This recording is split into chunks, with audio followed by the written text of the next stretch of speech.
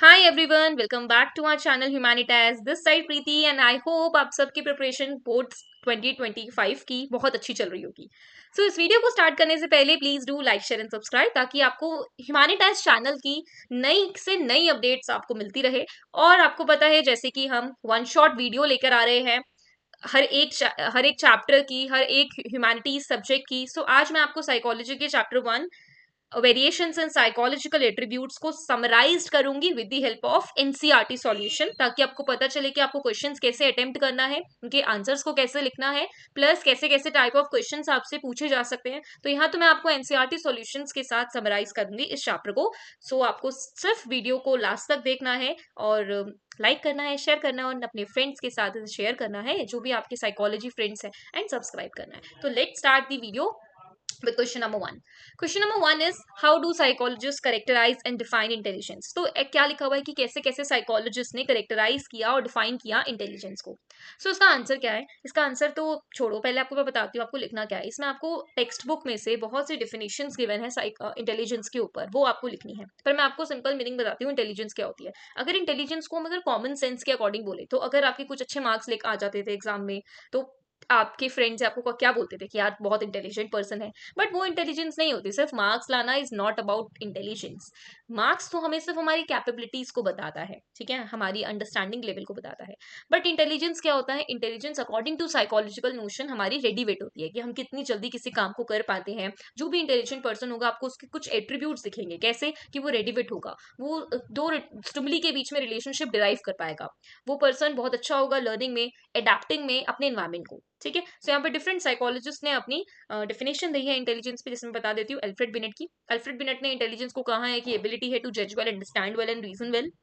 Then Wechsler की most important है। अगर आपसे क्वेश्चन पूछा जा सकता है कि what do you mean bye intelligence, तो आपको सिर्फ और सिर्फ वेशलर, डेविड वेशलर की डेफिनेशन को लिखना है, ठीक है। अब यहाँ कुछ देखो, नेचर ऑफ इंटेलिजेंस बता रखा है, mental alertness, cognitive abilities like reasoning and problem solving और एडजस्टिंग टू वंस सराउंडिंग। इसमें आप और भी मेंशन कर सकते हो, जैसे हॉवर्ड गार्डनर की मेंशन है आपकी बुक में कि इंटेलिजेंस इंटेलिजेंट पर्सन वही नहीं होता सिर्फ एनवायरमेंट को अडॉप्ट कर लेना, बल्कि अपने आप को उसमें मॉडिफिकेशंस भी करना। जैसे जैसे आपका कल्चर है, जैसा आपका एनवायरमेंट है, उसी में अपने आप को एकदम ढाल लेना भी इंटेलिजेंस कहलाता है, ठीक है। आप इसके अंदर और भी हमारी डेफिनेशंस, ऑक्सफोर्ड की डेफिनेशन है वो आप लिख सकते हो, ठीक है।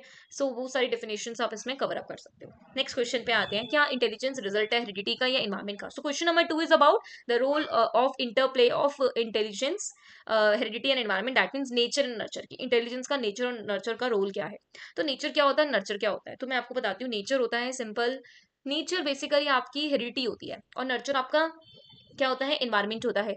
सो नर्चर आप समझते हो ना कि जैसे आपको नर्चरिंग किया जाता है, तो इसके अंदर आपको क्या लिखना है, स्टडीज लिखनी है ट्विंस चिल्ड्रंस की, अडॉप्टेड चिल्ड्रंस की, जो आपकी बुक में मेंशन है। बट वो है क्या, वो बेसिकली ये डिराइव कर रही है जो स्टडीज है ट्विंस चिल्ड्रंस की, कि आपका correlation of intelligence, because twins जो होते हैं वो दो पर्सन, ठीक है, जो बिल्कुल आइडेंटिकल हैं, जो फ्रेटर्नल है, जो भाई बहन है, उनकी इंटेलिजेंस कितनी आपस में कोरिलेट करती है, और वो किससे ज्यादा अफेक्ट है, अपनी हेरिडिटी से या इन्वायरमेंट से। तो हेरिडिटी और इन्वायरमेंट का दोनों अपना 50-50% रोल होता है इफेक्ट करने का। तो आपको क्या करना है, इसको अच्छे से अपनी बुक में से कॉपी करना है, बट मैं आपको एक्सप्लेन यहाँ कर देती हूँ। तो सबसे पहले अगर बात करते हैं ट्विंस चिल्ड्रंस की, तो आइडेंटिकल ट्विंस में कोरिलेशन कितना होता है इंटेलिजेंस का, 0.90। कितना होता है, 0.90। सो जो 0.90 होता है, वो हमें क्या बता रहा होता है कि जो 0.90 होता है वो हमें कहीं ना कहीं बता रहा होता है कि, मैं आपको यहाँ बता देती हूँ कि जो आइडेंटिकल ट्विंस का जो कोरिलेशन होता है वो इंटेलिजेंस का 0.90 होता है। वाई, बिकॉज उनका आपने देखा होगा उनका नेचर सेम रहता है, ठीक है। नेचर मतलब हेरिडिटी, उनकी हेरिडिटी बिल्कुल सेम होती है, पर उनका नर्चर भी क्या होता है यहाँ पे, सेम होता है। इन्वायरमेंट क्या होता है, सेम होता है। सो ये सेम कैटेगरी को डिराइव कर रहा है, इसलिए इनका कोरिलेशन इतना, इंटेलिजेंस का इतना हाई दिखता है हमें, कितना 90%, दैट मीन्स 0.90। फिर आगे अगर आप आओगे, identical twins rear apart. Rear apart का मतलब होता है कि अगर उनका इन्वायरमेंट को हम सेपरेट कर दें, मतलब उनको अलग अलग इन्वायरमेंट में रखें, तो कितना होता है, 0.72, ठीक है। ऐसे आप अगर देखोगे फ्रेटर्नल ट्विंस, उनका होता है 0.60।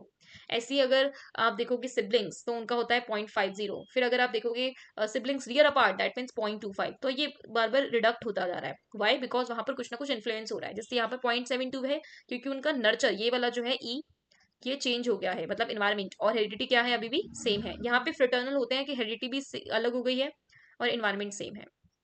ठीक है, तो ये इसका इन्फ्लुएंस होता है। एक आपको स्टडी मिलेगी इसमें अडॉप्शन की, जिसमें बताया गया कि कुछ एविडेंसेस मिले हैं कि जो अडॉप्टेड चिल्ड्रंस जो अच्छी खासी फैमिली अडॉप्ट कर लेती है, तो उससे उनकी जो इंटेलिजेंस होती है वो एक्सपेंड हो जाती है। ठीक है, उनके लिमिटेड रेंज से बढ़ जाती है। तो इसलिए बोला गया है कि इंटेलिजेंस क्या है, प्रोडक्ट है हेरिडिटी और एनवायरमेंट का, that means nature and nurture का। ठीक है, तो दोनों का ही 50-50% रोल है।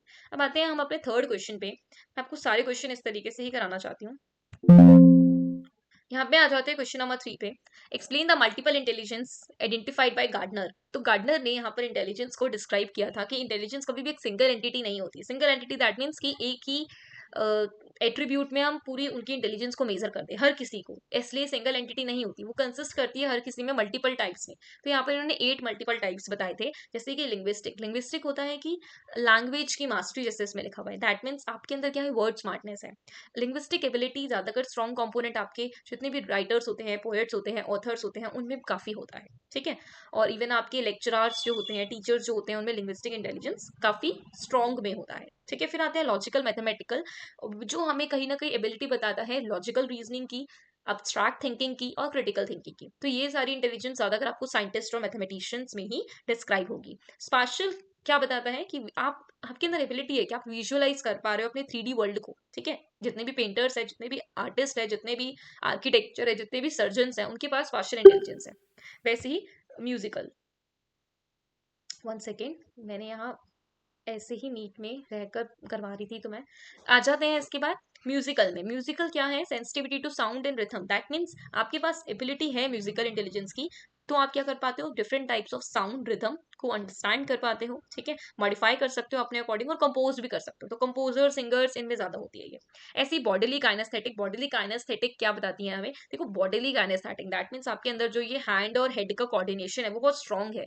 सो आप अपनी बॉडी को डिस्प्ले कर पाते हो इन अ कंस्ट्रक्टिव वे। तो फिजिकल कोऑर्डिनेशन और अपनी बॉडी को पूरा एज एन बहुत अच्छे से यूज करना, उसी को कहते हैं बॉडीली काइनेस्थेटिक इंटेलिजेंस। और डांसर्स, एथलीट्स, आपके जितने भी जिम्नास्टिक पर्सन है, स्विमर्स हैं, उनमें होती है। इंटरपर्सनल, इंटरपर्सनल बेसिकली देखो, inter that means understanding others emotions, that means आपके पास एबिलिटी है कि आप अंडरस्टैंड कर पा रहे हो motive, feelings, emotions of other person. ठीक है, सो जैसे कि आपके साइकोलॉजिस्ट हो गए, है ना, काउंसलर्स हो गए, लीडर्स हो गए, पॉलिटिशियंस हो गए, इनके पास इंटरपर्सनल इंटेलिजेंस होती है, बिकॉज ये एक अच्छा बॉन्ड क्रिएट कर पाते हैं विद अदर्स।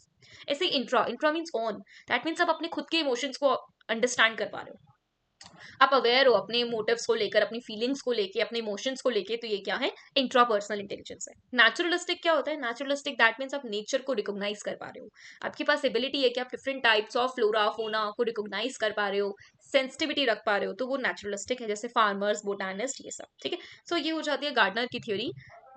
ठीक है, सो अब चलते हैं क्वेश्चन नंबर 4 पे। हाउ डज स्टर्नबर्ग प्रायर की थ्योरी एक्सप्लेन इंटेलिजेंस। मैं आपको एक फ्लो चार्ट यहाँ बनाती हूँ। वैसे आप अगर अपडेट रहोगे तो मैं आपको बताऊंगी, आपके पेपर से पहले मैं आपके लिए एक वन शॉट वीडियो रखूंगी जिसमें सारे चैप्टर्स की समरी होगी विद माइंड मैप्स, तो वो देखना मत भूलना। और साथ में ये वाली वीडियोस को भी फॉलो करना, ये एक सीरीज है, आपको फर्स्ट के बाद सेकंड चैप्टर भी मिलने वाला है। सो आपको अपडेट कैसे रहना है, सब्सक्राइब करके, तो सब्सक्राइब जरूर कर देना। आ जाते हैं क्वेश्चन नंबर 4 पे, जो हमें स्टर्नबर्ग की थ्योरी पूछ रहे हैं। तो इनका नाम क्या है पूरा, रॉबर्ट स्टर्नबर्ग।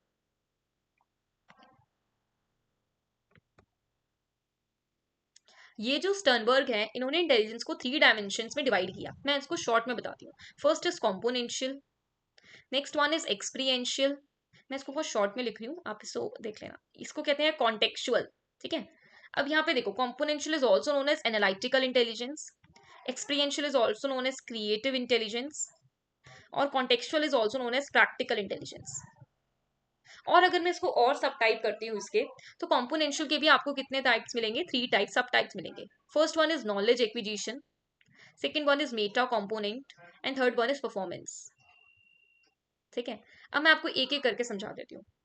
सो अगर हम इसमें आ जाते हैं कॉम्पोनेंशियल पे, तो कॉम्पोनेंशियल इंटेलिजेंस क्या होता है, कॉम्पोनेंशियल इंटेलिजेंस का मतलब यहाँ पे होता है कि आपके पास एबिलिटी है कि आप एनालिटिकली और क्रिटिकली समझ पा रहे हो। ठीक है, और आपके पास ये 3 सब स्किल्स होती है, जैसे नॉलेज एक्वायर, दैट मीन्स आप पहले किसी नॉलेज को एक्वायर करते हो, देन उसमें प्लानिंग इन्वॉल्व करते हो इन अ मेटा कॉम्पोनेंट। ठीक है, एंड उसको एग्जीक्यूट करते हो in the third component, that is performance. ठीक है, तो ये कॉम्पोनेंशियल इंटेलिजेंस है। और ज्यादातर आपको जितने भी प्लानिंग करने वाले इंसान, जैसे स्कूल के टॉपर्स हो गए, ठीक है, या फिर आपके स्पोर्ट्समैन, स्पोर्ट्स पर्सन हो गए, उन सबके पास कॉम्पोनेंशियल इंटेलिजेंस होती है। एक्सपीरियंशियल क्रिएटिव इंटेलिजेंस के भी 2 सब कॉम्पोनेंट्स जो मैंने क्रिएट करे हैं, विच इज नोवालिटी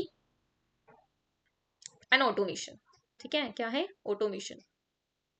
इसका मतलब पता है क्या होता है आपको? इसका मतलब सिंपल सा होता है कि आप किसी भी पुरानी चीजों को यूज करके क्या कर सकते हो, कुछ नया क्रिएट कर सकते हो। ठीक है, दैट मीन्स कुछ नया इन्वेंट कर सकते हो। ठीक है, आपके पास क्रिएटिव इंटेलिजेंस है। आपकी परफॉर्मेंस से ही क्या रिफ्लेक्ट होती है? क्रिएटिविटी रिफ्लेक्ट होती है। कॉन्टेक्चुअल और practical intelligence is all about street smartness. Street smartness का मतलब समझते हो? स्ट्रीट स्मार्टनेस का मतलब होता है कि आपके पास अपनी प्रैक्टिकल नॉलेज है जिसको आप डेली पर्पज के लिए यूज कर पाते हो, तो स्ट्रीट स्मार्टनेस। ठीक है, सो ये कॉन्टेक्चुअल हो जाता है। आई होप ये आपको क्लियर हो गया होगा। देखो यही सब लिखा हुआ है इसमें, आप रीड करोगे आपको क्लियर हो जाएगा। ये वाला जो ब्लॉग है ना, ये हमारी ही वेबसाइट पे है, humanitazed.com। ठीक है, तो आपको क्या करना है, मैं वैसे वेबसाइट का भी लिंक आपको डिस्क्रिप्शन पे दे दूंगी, इस वाली ब्लॉग का भी मैं लिंक डिस्क्रिप्शन पे दे दूंगी, आपको जाकर रीड करना है, दैट्स इट। ठीक है, फिर आते हैं पास मॉडल पे। देखो पास मॉडल की अगर हम बात करें तो मैं शॉर्ट में ही यहाँ पे आपको डिस्क्राइब करना चाहूंगी PASS model. PASS model stands for planning, attention arousal and simultaneous and successive processing. ठीक है, जो किसने डेवलप किया? JP Das, Jack Naglieri, Jack and Kirby. ठीक है, इसको इन्होंने एक और नाम से बोला था, which is functional unit of brain. It is also known as neurological system of करके कुछ है, न्यूरोलॉजिकल एक वर्ड मुझे याद नहीं आ रहा, तो वो पास मॉडल को डिस्क्राइब कर रहा है। तो planning, arousal, attention, simultaneous, successive है क्या? देखो P for planning, that means planning का मतलब यहाँ पे ये है कि आप किसी भी अपनी प्रॉब्लम में क्या कर सकते हो? प्लान कर सकते हो। ठीक है, सबसे पहला आता है अटेंशन अराउजल, दैट मीन्स आप स्पेसिफिकली फोकस्ड हो। अटेंशन अराउजल का मतलब होता है, अराउजल कैसे डेवलप होती है? अराउजल ऐसे डेवलप होती है कि कहीं आप किसी एक स्टिमुली पे जब फोकस करते हो तो वो इस तरीके से अराउजल डेवलप होती है। तो लिखा हुआ है ना, प्लानिंग मतलब गोल सेट करना, अटेंशन मतलब फोकस करना और अलर्ट करना इन स्पेसिफिक चैप्टर्स, साइमल्टेनियस मतलब अपनी सारी नॉलेज को एज एन इंटीग्रेट करके उसको मीनिंगफुल पैटर्न में डिस्क्राइब करना। ठीक है, जैसे आरएसपीएम टेस्ट। ठीक है, और सक्सेसिव होता है सीक्वेंशियल या सीरियली इन्फॉर्मेशन को रिकॉल करना। तो ये आपका पास मॉडल है। ठीक है, आप इसे पढ़ लेना, साथ में इसके अंदर एक CAS है, कॉग्निटिव असेसमेंट सिस्टम, उसको करना मत भूलना। नेक्स्ट आते हैं, क्या कल्चरल डिफरेंसेस कॉन्सेप्शुलाइज करती है इंटेलिजेंस को? तो यस, इंटेलिजेंस अलग अलग होती है अकॉर्डिंग टू कल्चर। तो हमारी बुक में इसमें टेक्नोलॉजिकल और इंटीग्रल के बारे में डिस्क्राइब किया हुआ है, जिसको मैंने यहाँ पे डिस्क्राइब नहीं किया, बिकॉज आप समझ ही जाओगे कि इसमें आना क्या है। इसमें दो कल्चर्स हैं, कल्चर के अकॉर्डिंगली हमारी इंटेलिजेंस डिफरेंट होती है। सो जैसा हमारा कल्चर हमें रिप्रेजेंट करता है वैसे हम अपनी इंटेलिजेंस को एग्जिबिट करते हैं। So western culture basically emphasize करता है speed, problem solving, abstract reasoning को, बेसिकली हमारे कॉग्निटिव स्किल्स पर। बट जो एशियन कल्चर होता है, दैट मीन्स हमारा इंडियन कल्चर, ये आपकी cognitive skills plus non cognitive skills पे फोकस करता है। वेस्टर्न कल्चर की अगर हम बात करें तो ये इंडिविजुअलिस्टिक कल्चर होता है। सो ये बेसिकली क्या फोकस करता है? एंड रिजल्ट पे फोकस करता है। जो एशियन कल्चर होता है वो अपनी सोशल कल्चरल वैल्यूज के थ्रू इन्फ्लुएंस करता है। सो इस तरीके से आपकी इंटेलिजेंस में डिफरेंशिएशन देखने को मिलेगा। इसमें आप ये भी ऐड कर सकते हो 4 facets of culture, integral culture. ठीक है, जो क्या क्या है आपके? Cognitive competence, entrepreneur competence, emotional competence and social competence. तो इसको भी आप थोड़ा देख सकते हो, ये बहुत ईजी पॉइंट्स हैं। नेक्स्ट में आते हैं, क्या व्हाट इज आईक्यू? आईक्यू क्या है और कैसे साइकोलॉजिस्ट ने इन्हें क्लासिफाई किया? सो अगर आईक्यू का कॉन्सेप्ट आप समझना चाहते हो तो इन 1905 अल्फ्रेड बिनेट, जो हमारे पहले साइकोलॉजिस्ट थे जिन्होंने इंटेलिजेंस के ऊपर काम किया था, उन्होंने ही यहाँ पे फॉर्मुलाइज किया था MA, मतलब आई मतलब इंटेलिजेंस क्वेश्चन का इन्होंने मेजरमेंट एक फॉर्मुलाइज किया था। फिर देन 1908 में उन्होंने ही MA और CA और मेंटल रिटार्डेशन को डिस्क्राइब किया। आफ्टर दैट इसमें विलियम स्टर्न आए 1912, जिन्होंने आईक्यू का कॉन्सेप्ट रखा और आईक्यू को डिस्क्राइब किया MA अपॉन CA इंटू 100 से। 100 इन्होंने यहाँ पे इसलिए लगाया बिकॉज ये मल्टीप्लाइड टर्म होता है, पॉइंट में वैल्यू जल्दी से नहीं आती है। ठीक है, फिर यहाँ पे डिस्क्राइब किया गया है क्लासिफिकेशन। मैं आपको रिकमेंड करूंगी कि इसमें आप आईक्यू का क्वेश्चन में लिख के आना, ऐसा कोई क्वेश्चन आपको दिखता है सो प्लीज वो टेबल है इसके अंदर नॉर्मल कर्व वाली, वो थोड़ा सा देख लेना। ठीक है, नेक्स्ट क्वेश्चन पे आते हैं, क्वेश्चन नंबर 8। ये आपका जो क्वेश्चन है ये आपका वर्बल टेस्ट और परफॉर्मेंस टेस्ट पे है। अब वर्बल टेस्ट क्या होता है, परफॉर्मेंस टेस्ट क्या होता है, बहुत इजी लैंग्वेज में समझाती हूँ। वर्बल का मतलब होता है लैंग्वेज एंड परफॉर्मेंस का मतलब होता है कि आप किसी भी टास्क को परफॉर्म करोगे। ठीक है, सो वर्बल टेस्ट वो होता है जो लिटरेट पर्सन के लिए ही होता है, जिसमें आपके सारे आइटम्स, आइटम्स मतलब क्वेश्चन, वो रिप्रेजेंट होते हैं in the form of language, चाहे वो हिंदी हो, इंग्लिश हो, जर्मन हो, कोई भी लैंग्वेज हो। ठीक है, परफॉर्मेंस टेस्ट में वो लिटरेट भी कर सकते हैं, नॉन लिटरेट भी कर सकते हैं। परफॉर्मेंस टेस्ट जो होता है आपका, वो मेनली उन लोगों के लिए ज्यादा होता है जो इलिटरेट होते हैं। ठीक है, इवन परफॉर्मेंस में आपको कोई टास्क दिया जाता है, उस टास्क को आप मैनिपुलेशंस के साथ कर सकते हो। ठीक है, वर्बल टेस्ट में लिखा हुआ है बाइनेट साइमन टेस्ट, वेशलर स्केल, ये सारे आपके एग्जांपल है। एंड परफॉर्मेंस टेस्ट में आरएसपीएम टेस्ट हो गया, कोहस ब्लॉक डिजाइन टेस्ट हो गया, भाटियाज बैटरी ऑफ टेस्ट हो गया, ये आपका परफॉर्मेंस टेस्ट है। फिर आते हैं क्वेश्चन नंबर 9 पे कि why do individuals very in intellectual ability. तो इंटेलेक्चुअल वेरिएशन हमें दिखाई देता है, एक तो दिखाई देता है बहुत ही हाई और एक दिखाई देता है बहुत ही लो। जो हाई दिखाई देता है वो हमारे डिस्क्राइब होता है गिफ्टेडनेस, इंटेलेक्चुअल गिफ्टेडनेस से, और जो बिल्कुल लो दिखाई देता है उसको हम कहते हैं इंटेलेक्चुअल डिसेबिलिटी से। ठीक है, सो इंटेलेक्चुअल डिसेबिलिटी और गिफ्टेडनेस। तो इंटेलेक्चुअल डिसेबिलिटी की अगर हम बात करते हैं, सो जिसमें भी इसके तीन फीचर्स होते हैं जो मैं तीनों डिस्क्राइब करूंगी अकॉर्डिंग टू AAMD।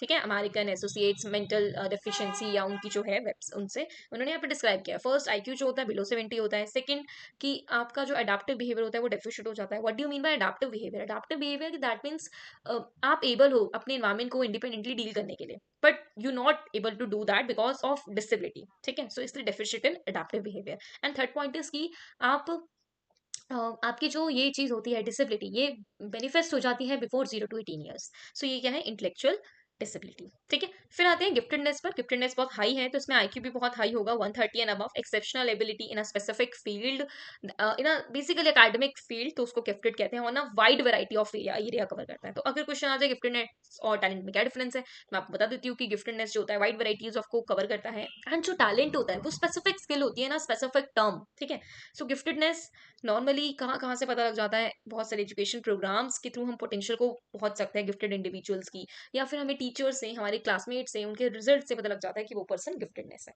ठीक है, एंड टैलेंट बेसिकली आपकी स्किल्स हैं, आपका ट्रांजिशन दिखाई देता है डे टू डे लाइफ में, तो उससे आता है। फिर आते हैं नेक्स्ट क्वेश्चन पे कि which is more important for success, IQ and EQ। तो मैं आपको आंसर दूंगी कि EQ is more important than IQ। Why?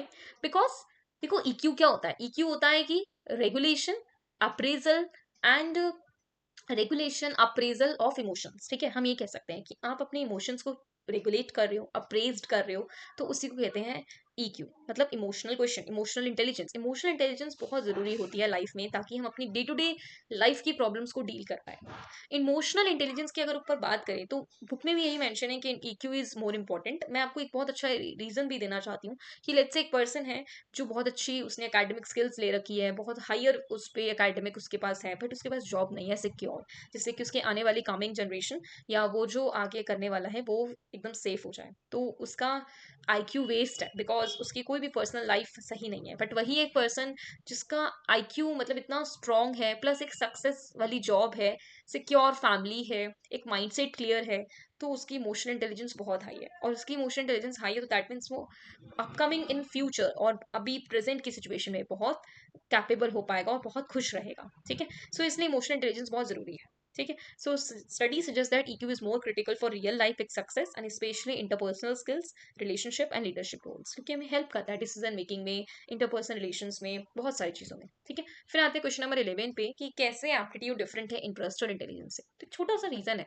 Aptitude होता है स्पेसिफिक स्किल्स में एबिलिटी होना। ठीक है, कि लेट्स से कि कोई एक पर्सन है रीटा, भाई जो रीटा है ना वो काफी एक्सेप्शनल चाइल्ड है, और एक सुनीता है जो एवरेज चाइल्ड है, जो अपनी मम्मी को हेल्प करती है डिफरेंट डिफरेंट तरीकों से। तो भाई जो जिसके अंदर हाई इंटेलिजेंस है उसके पास इंटेलिजेंस है, और जिसके पास लो इंटेलिजेंस है बट बहुत सारे आइडियाज आते रहते हैं, तो वो क्या है? वो पर्सन उसके पास मतलब डांसिंग का स्किल है, मतलब स्किल्स है बहुत सारी, तो वो एप्टीट्यूड है। इंटरेस्ट क्या होता है ना? Specific preference.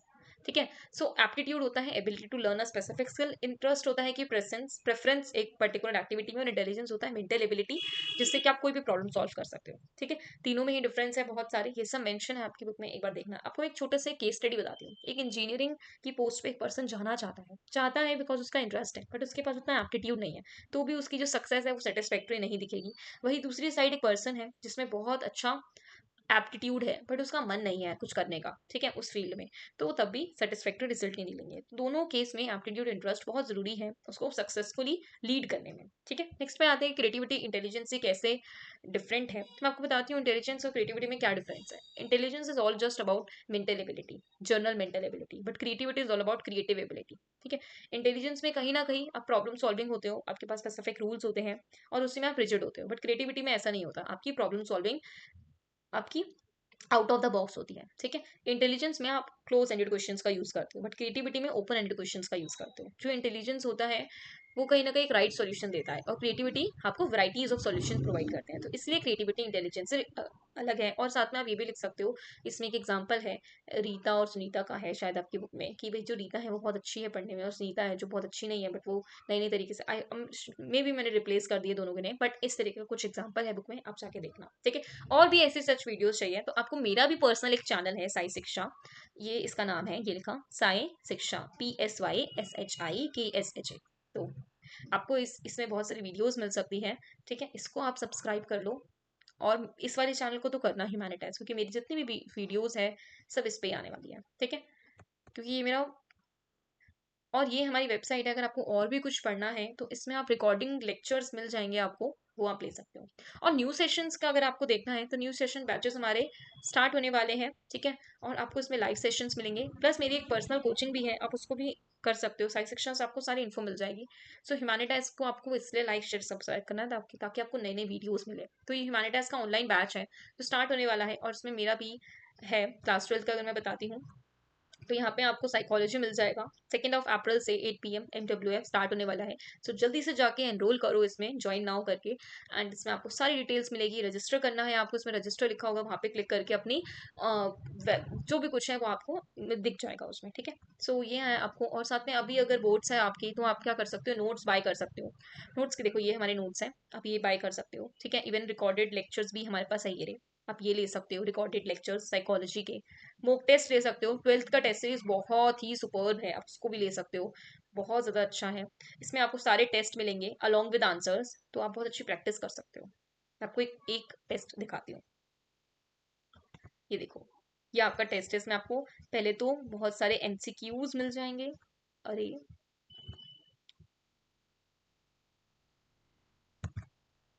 स्क्रॉल नहीं हो रहा, ये आंसर है।